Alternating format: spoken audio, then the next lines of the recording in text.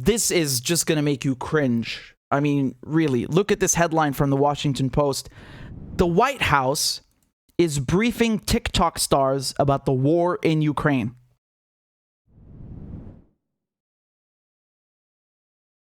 Yeah, this is not a parody. This is real. On Thursday afternoon, 30 top TikTok stars gathered on a Zoom call to receive key information about the war unfolding in Ukraine.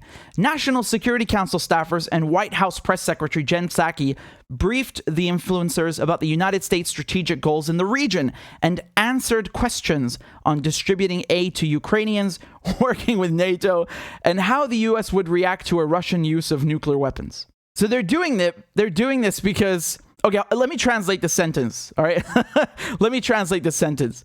What they're saying is the White House got 30 top influencers on TikTok to join a Zoom call where they were brainwashing them into promoting NATO, promoting the US, insulting Russia, and pushing the NATO narrative, the official democratic narrative on what's happening in Ukraine, and using them as a propaganda tool. This is outsourced propaganda.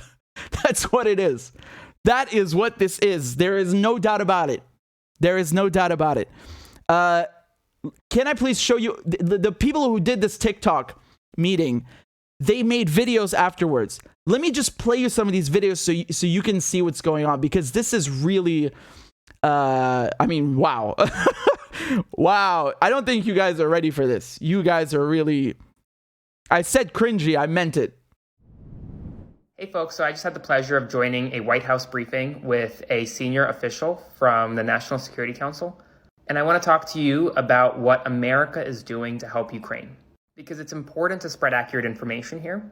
And let me just quickly say, as someone who has family in Ukraine, I am very grateful for what America has done thus far.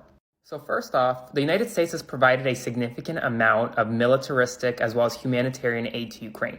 Hundreds of billions of dollars have already gone to Ukraine, and there will be more. Next, we are seeing the United States sanctions on Russia work. Russia's economy is in free fall.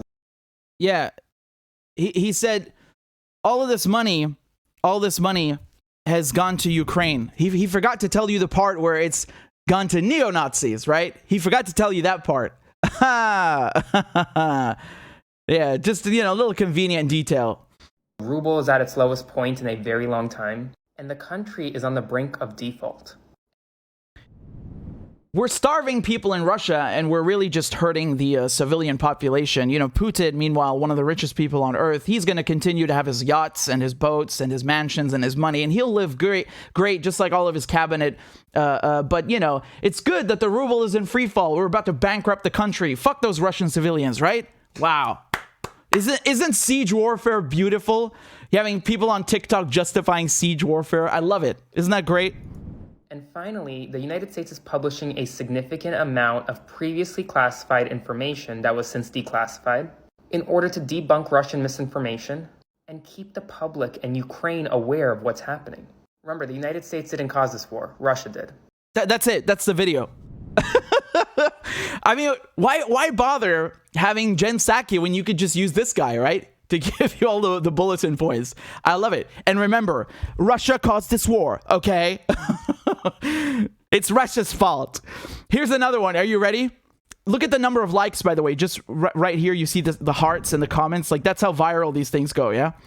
Here are the 3 most important bits of the White House briefing that me and a bunch of other creators just attended. First, if Russia uses chemical, biological, or nuclear weapons in Ukraine, the United States will take escalatory steps. We don't know exactly what that means, but it won't be good for Russia. Second, Russia... We don't know what that exactly... No, I know what that means. It means we're all gonna die. That's what it means. What is this stupid, obvious thing? Like, yeah, if a nuclear power uses WMDs, another nuclear power, which is in confrontation with it, will also use WMDs. Yeah, thank you for this absolutely fucking useless information. Russian troops are not happy with their own invasion, and it's really impacting Russia's ability to make progress in this war. Third... Oh, Oh, that's great, right? It's like in Vietnam, they say, G.I. Joe, your government has sent you to fight this war. They don't care about you. Surrender. That's exactly what this is, right? Bro, I swear the Russians are not happy, right? They're falling apart. The whole Russian army is in disarray. There's mass mutinies. The people are crying and phoning their mothers. They're just homesick. They want to go home and play on their Xboxes.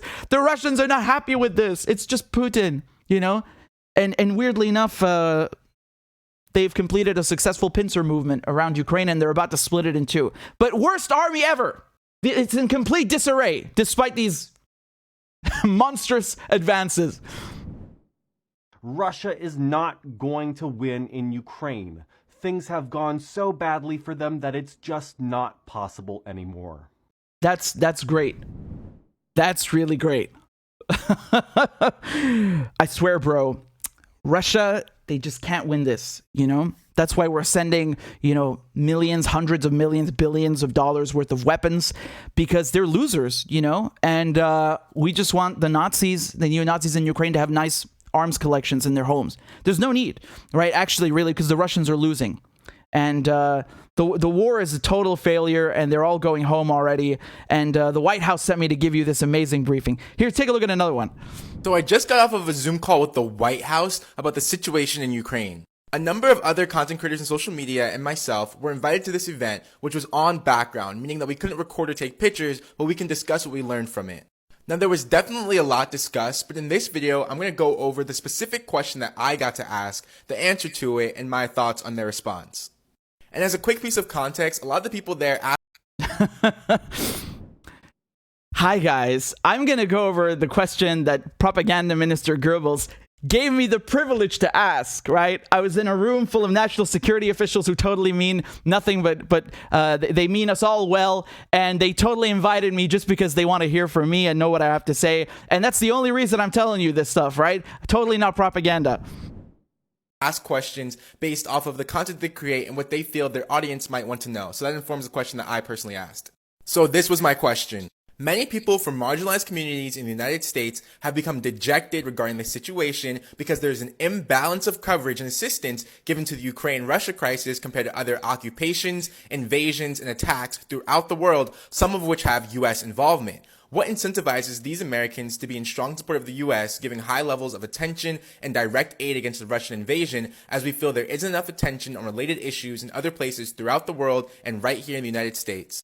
First, honestly, right off the bat, that's a good question. I like that he asked that, because that's the exact same thing that I want to know, is why are you giving more attention to Ukraine when other places are on fire? And not just on fire, you started those fires. You, the West, the UK, the US. What's so special about this one? Like, you have all these double standards about who has the right to sovereignty, you know, who has the right to armed struggle, who has the right to be a refugee. That's okay for Ukrainians, but everyone else can go screw themselves. It's a good question, right? Credit where credit is due. Let's take a look at the rest of the clip. I'll try to give a direct summary of what they said, which can be divided into 4 different points. According to them, one reason that this crisis is specifically notable is because of the size of the invasion, which is the largest since World War II. Do you even know what Iraq is? I don't know if this guy was even alive when they invaded Iraq. Do you know how many people died in Iraq? How big that invasion was, the shock and awe. Literally thousands of people died just in the the beginning of the invasion. This is not the biggest invasion since World War II. It's not even the biggest war in Europe since World War II. They just act like Yugoslavia didn't happen. Oh, that thing. Yeah, that old thing. You know, Yugo something, whatever. Yeah, we bombed it. Christ. Again, this is so ridiculous, because they're basically telling you, yes, it's true, Ukraine matters more, because we say that it's the biggest conflict and we decide which conflicts are worth caring about. And all that shit, who the fuck cares about those Arabs, man? You know, Iraq, Afghanistan, Somalia, Libya. Nah, that's nothing, man. These are tiny shitholes. Ukraine is more important. They acknowledge that this coverage imbalance exists for crises throughout the world and encourage us as content creators to use our platforms to highlight different issues as they arise, especially when No. They they didn't choose you to highlight issues as they arise. They chose you so you spread their fucking propaganda, their State Department diarrhea on TikTok. Have some self-respect, man. Don't be a tool. Respect yourself. You obviously don't respect us. Respect yourself at least. Don't say that shit to us. You know, I know that he's just communicating what they told him, but don't act like it's gospel, because it's not critical whatsoever. Mainstream media fails to do so. Third, they said that just because something isn't getting mainstream coverage in media doesn't mean that the United States isn't giving aid, whether that be monetary, humanitarian, or military aid. Oh, yes, we destroyed Iraq, but, you know, we're giving it aid. We're helping them extract the oil, which we then scurry off into another country. We're giving them aid, right? We fucked up Afghanistan, and then we gave them some crumbs and took their $7 billion. It's okay. We help, you know? This is what the NATO does, what the West does. They come and they destroy a country, and then they're like, here, some pennies. Wow. And what is that? What kind of aid is that? The IMF, the World Bank? So basically you're putting them in economic handcuffs, right? Wow. Well done. You passed 12th grade geography. Well done. To other issues throughout the globe. And last, they said that they hope that this crisis at least raises the public consciousness around geopolitical issues throughout the world, and that even though Americans may not be proud of other things the United States has done globally, that they hope that we can look back on this moment and see how the United States rallied the West to stand up against Russia and be proud of that. And once again, that's what... This is no different from what George Bush was saying. We got a coalition of the willing and the nuclear weapons. We're going to rally the West. Yes, it's a crusade. Everybody, are you ready? Let's go. We're dropping, boys. God, it's so cheesy. It's so tacky. This is absolutely tacky. It's no different from the shit that comes out of the mouths of neocons. Exactly the same thing. The United States is rallying the free world. We're going to rally all the lovers of peace and democracy and take on the challenges. But they said. Now, I'll just share 3 quick points of analysis that came to mind. So first, I think the best attempted direct answer to what I asked was the first point that they made, in that the invasion in Ukraine is so large that it could have global consequences which would affect everyone throughout the world, including here in the United States. Second, while I'm glad that they acknowledge that other issues, both domestically and internationally, rarely get as much coverage, I think it was a red herring for them to suggest that this was just due to media corporations. Like Biden's State of the Union, which was just last week, was definitely a time where he got to choose what issues would get awareness. For example, Good. No, again, credit where credit is due. He made a good point. It's not just, the media are choosing to focus on Ukraine. No. First of all, who owns the media? Who's running the media? It's the same people running the government. But regardless, he makes a good point. The White House, the government are also doing that. Obviously, he's right. He's right here. He made the decision to go up there and talk about criminal justice by saying the answer is not to defund the police, it's to fund the police. That's just to say that the government isn't helpless to the whims of the media, but they also have opportunities to craft the political narrative themselves. The last thing I'll say is that the answer generally had this tone of, America's doing a lot to help the world, but of course we wish we could do more. However, there wasn't a lot of acknowledgement in what America should stop doing in terms of their connections to occupations, invasions, and general bad faith actions throughout the world. And I want to hear your comments and opinions too. Yep. Thank you. That's right. Again, when he says right things, I give him credit. That's correct. So he's basically saying that they were feeding us a bunch of bullshit about what the good things America is doing, nothing about stopping all the other things. I don't know if he meant Israel. Obviously, that's one of the occupations that's being sponsored by the U.S. So that's fine.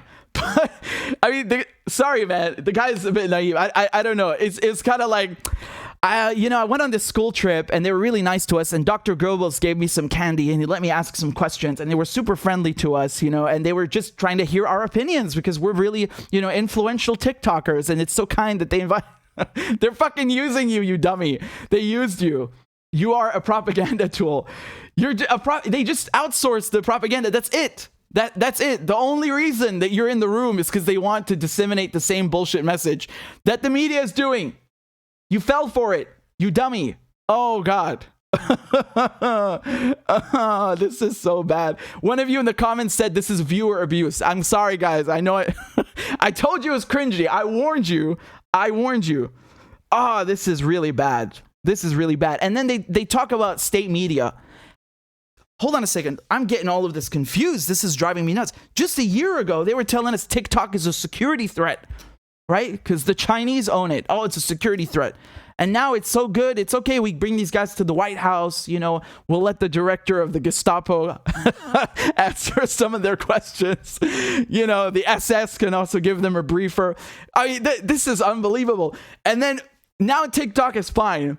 And then they're talking about state media. Like, RT is so poisonous. It has to be banned, taken off the air, shut down, go away, done, canceled. But this is okay, right? Like, they want to weaponize TikTok to spread their propaganda. You have people, I swear to God, you have people saying over here, look, the Russian government is bribing TikTokers to make them spread messages, right? That the Russian government is doing this. And they've got all these people who are repeating a script and all of this. And to be fair, man, I don't speak Russian, so I don't know what they're saying. But they put two people side by side to show you that they're saying almost identical words, like it's a script. Okay, well, let's say that's true. Let's say that's true. If you're against that, why the hell is the U.S. government doing that then? Again, hypocrisy. You know, when the Russians do it, it's state media, it's propaganda. And when the Americans do it, hey, we just wanted to, you know, answer some questions that you might have and, you know, maybe help you raise some issues. And we're really happy that you guys are here. And Jen Psaki. God. Oh, this is so awful. This is so awful. Unbelievable. They can't tell their ass from their elbow. They're dancers. They're doing comedy. I don't know what it is, man. Again, I'm not saying they have zero political awareness, but man, be aware what they're doing. They're just using you. They're just using you. And this is so cringy. It's so cringy. My goodness. I think I played some of there must be other clips, but these are the three that were in this article from the Washington Post. They say down here, Ellie Zeiler, an 18-year-old TikTok star with more than 10 million followers, said she hopes to remain in communication with the White House and continue to press officials there about key issues. She sees herself as a voice for young people and the growing contingent of news consumers getting information primarily through social media platforms. Honestly, what does that mean? I don't get what that means, because she declined. I have no clue what that means. I will continue to remain in communication. Sometimes when someone says that, it's, you know, it's like saying, well, catch you later. But if you look at the next line, look what it says underneath. I am here to relay the information in a more digestible manner to my followers. She said, I would consider myself a White House correspondent for Gen Z. What the fuck is that? Jesus, could you imagine if someone in Russia did that? Yeah, I would consider myself a correspondent for the Kremlin. Dude, they would dissect you in 15 pieces and slice you apart. If this whole program, they had done this like officially in Russia, do you know what the headline would have been? Do you know what the headline would have been? They would have said something like, here they say the White House is briefing TikTok stars about the war in Ukraine. In Russia, if it happened in Russia, they would have said, the regime forced online dissenters to attend a re-education meeting where they were questioned and given scripts to tell about the war in Ukraine. That's what they would have said, right? Completely different headline. Completely different headline. This is some real cringe. They obviously can't come out and say, well, we invited these people so that we would give them points in propaganda, so they go and disseminate that to their millions of followers in one fell swoop. No, they say it like, yeah, it's a casual get together and we wanted to answer any questions that you might have, and we're here for you, and you can ask us about these key issues that are not just Ukraine but other ones, and you know, we're here for you, and just let us know. They make it sound really friendly, right? They make it sound very friendly and nonchalant and just, you know, neutral, but it's obviously not. And if had another country done that, well, I don't need to tell you what would have happened.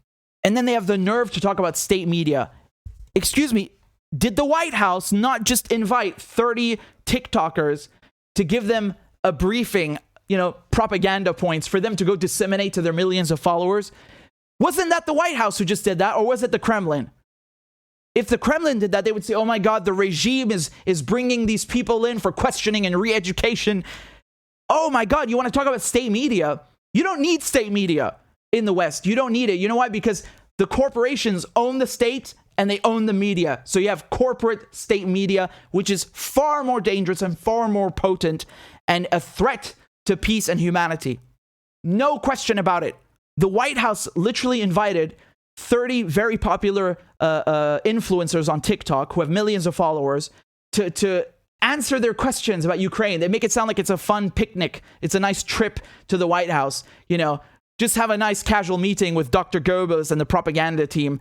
And they basically just gave them the same thing that you're hearing in mainstream media. Russia's losing the war. Russia's evil. We're going to hit Russia with nukes if they use nukes. You know, just the most ridiculous gung-ho, jingoistic horse manure that you'll ever hear. It's just pure verbal diarrhea, and these people just go and repeat it. They have no clue about politics. They make them feel special. Like, oh my God, the White House invited me. The president invited me. And they treated me so nice, and I got to speak to the press secretary, to Jen Psaki, and they let me ask a question. They made me feel really nice and warm and fuzzy inside, and they treated me so special. They just use these people. They're outsourcing propaganda. That's it. It's so cheap and tacky. Oh my God. It's so tacky. It's unbelievable. It's unbelievable. Half of them, the majority of them, just like repeated what they were told without even questioning it. Like, I was at the White House. The White House said such and such and such and such. And if you went and watched Chris Hayes or Rachel Maddow, you would have heard the same fucking bullshit, but just 10 minutes longer.